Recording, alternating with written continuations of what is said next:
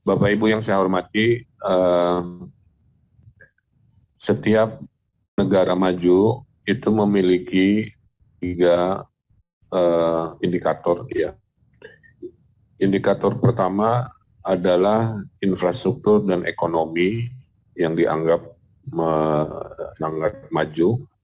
Yang kedua adalah sumber daya manusia atau human capitalnya yang sangat produktif. Dan yang ketiganya adalah majunya reformasi birokrasi. Jadi kalau mau mengukur kemajuan bangsa-bangsa biasanya tiga ukuran itu yang dilakukan. Mengukur kemajuan ekonomi dan infrastrukturnya, kemudian sumber daya manusianya, dan yang ketiga adalah reformasi birokrasi. Apapun ideologi politiknya, ya. Ada ideologi kapitalis, ada ideologi eh, kerajaan, ada demokrasi, komunis, lain-lain. Ukurannya biasanya hanya tiga itu. Nah, dalam reformasi birokrasi ini, kuncinya adalah harus mau beradaptasi. Ya. Beradaptasi terhadap apa? Beradaptasi terhadap perubahan-perubahan dua urusan. Urusan pertama adalah disrupsi 4.0, disrupsi kedua adalah disrupsi COVID. Ya. Keduanya bagi kita SDM sumber daya manusia di birokrasi yang tidak mau beradaptasi terhadap 4.0, Anda pasti ketinggalan dan menjadi gerbong paling belakang. Dan Anda yang juga yang tidak mau beradaptasi terhadap disrupsi COVID, ya, yang membuat orang bingung harus ngerjain apa. Karena Anda tidak mau beradaptasi bahwa kita harus tetap produktif, walaupun tidak harus ke kantor misalkan. Ya. Nah, orang-orang yang tidak mau beradaptasi nanti yang umurnya pendek, ya, secara eksistensi kepegawaian kira-kira.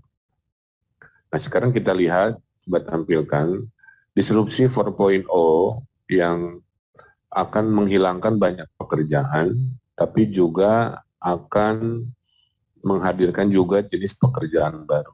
Nah, jadi para BKD-BKD di seluruh Indonesia, khususnya di Jawa Barat, itu harus mampu menganalisa juga dari konsep hilangnya pekerjaan oleh 4.0, mana pekerjaan-pekerjaan baru yang dibutuhkan di birokrasi.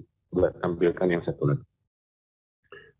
Jadi ada hampir 80 juta pekerjaan akan hilang, tapi juga akan hadir 100 juta pekerjaan baru. Ya. Nah, jadi Bapak Ibu bisa lihat di sini. Yang akan mulai hilang ya adalah, nih kepala BKD ya harus lebih mantap. Yang akan hilang itu adalah petugas-petugas yang entry data. Itu satu jenis pekerjaan ya Pak Yeri yang akan hilang Pak di masa depan. Karena input data nanti otomatis oleh 4.0, oleh mesin. Ya coba hitung sekarang berapa PNS yang kerjanya masih input data dalam tupoksinya. Pembukuan akuntansi ya di BPKAD misalkan. Suatu hari akan digantikan seperti halnya perbankan yang juga pelan-pelan peran-peran rutin ini. Nah, jadi ini tidak spesifik birokrasi ya, ini spesifik pekerjaan umum. Tapi BKD harus membedah ini. Coba BPSDM, BKD teliti. Ini kan versi pekerjaan umum. Ini versi birokrasi. Apa jenis-jenis yang sekarang existing ya, itu yang sebenarnya akan hilang ya. Petugas pencatatan tuh Pak Yeri dan penyimpanan ini akan hilang ya. Yang ngirim-ngirim berita apa dan sebagainya lah kira-kira. Ini akan hilang. Nah, oleh revolusi industri juga akan hadir pekerjaan-pekerjaan baru yang mungkin SDM-SDM di Jawa Barat khususnya mulai bergeser menganalisa data. Sampai hari ini urusan COVID, Bapak Ibu, kan yang paling pusing data. Sampai minggu ini masih ada data kematian yang tidak terlaporkan, data kesembuhan, data ini, data itu, data bansos, ada 50 juta katanya data bansos yang dikelirkan dan sebagainya, sampai 10 triliun diselamatkan kemarin beritanya, dan lain-lain. Ya. Jadi menurut saya, salah satu kebutuhan di era 4.0 adalah data. Ya. Menganalisa data dan sebagainya. Kita masih berantakan. Dan seterusnya. Ya. Salah satu yang penting adalah sales dan communication skill, marketing, teknologi informasi itu udah pasti. Nah, jadi poin pertama dari saya adalah, bisakah SDM talent ini melihat ya bahwa 4.0 itu benda apa, ini resiko ini yang sebenarnya. Jadi saya kan sudah menugaskan, belum ada update lagi, mana pekerjaan-pekerjaan rutin di PNS Jawa Barat yang sebenarnya bisa secara teori digantikan oleh mesin. Sehingga si orang yang tadi tergantikan, Pak Yeri, kita rotasi mutasi ke tupoksi baru, di jabatan fungsional, mempromosikan rebana, itu butuh tim mungkin 100 orang. Ya, jadi kerjanya itu jelas sesuai tujuan dan konkret gitu kan, mengolah data tentang Jabar Selatan, mempromosikan. Jadi sebenarnya pekerjaan-pekerjaan promosi kebirokrasian itu kita butuh tinggi analisa-analisa. Nah, ini satu disrupsi dalam keseharian kita. Disrupsi kedua adalah COVID. Ya, nah coba tampilkan 6 budaya baru yang akan hadir kepada kita gara-gara COVID. Yang pertama adalah semua PNS ASN harus punya skill digital, harus punya akun media sosial. Karena masyarakat hari ini kalau mau komplain, itu cukup pakai HP, ya. Bisa secara formal, makanya semua unit harus punya aplikasi, media komplain, dan sebagainya. Sekarang kan bikin viral gampang. Bapak korupsi tinggal direkam, atau pungli, atau kasar tinggal direkam, diviralkan, rame, dan seterusnya. Itu kan digital hari ini seperti ini. Ya. Jadi tidak boleh ada PNS ASN di Jawa Barat yang tidak paham digital. Sebelum COVID, digital itu pilihan. Setelah COVID, skill digital itu paksaan, wajib. Ya. Kemudian akan hadir semangat solidaritas oleh COVID ini. Yang banyak mengeluh, profesi ASN PNS ini yang paling dijamin oleh negara, makanya banyak yang ngiri jadi ASN PNS itu selama COVID kan, yang lain di PHK, ini macam, kita pendapatan tetap. Makanya kalau diminta sodako, sedekah, sumbangan, ya bersemangatlah, bersyukur, menjadi orang tangan di atas, ya bukan tangan di bawah.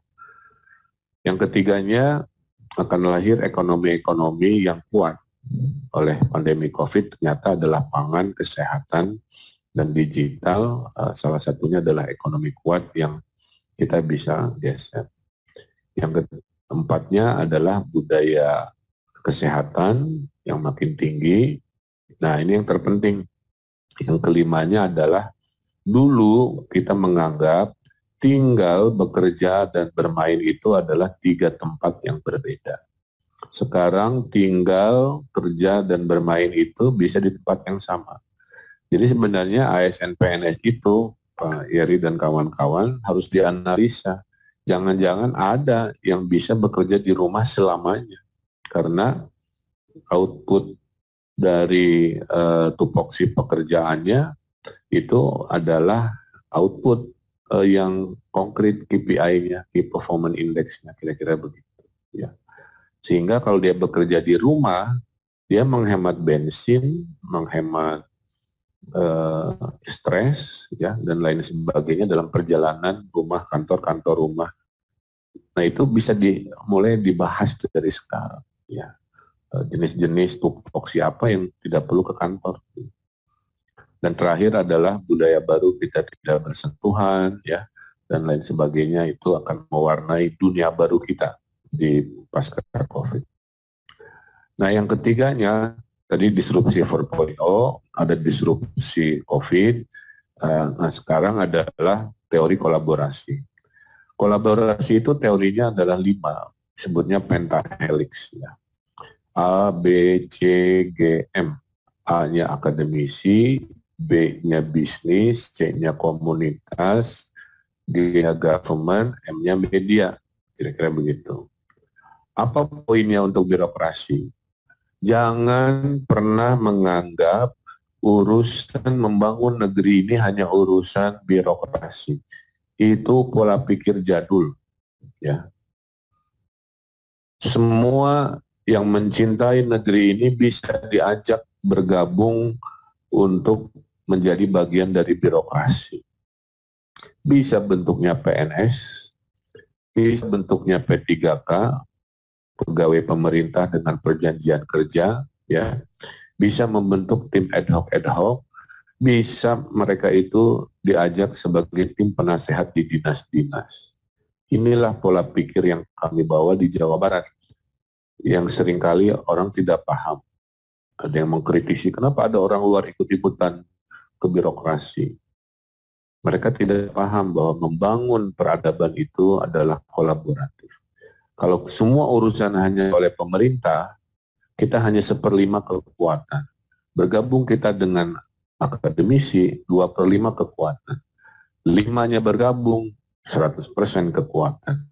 Bayangkan kalau COVID kita hanya pemerintah, bisa nggak? Nggak bisa.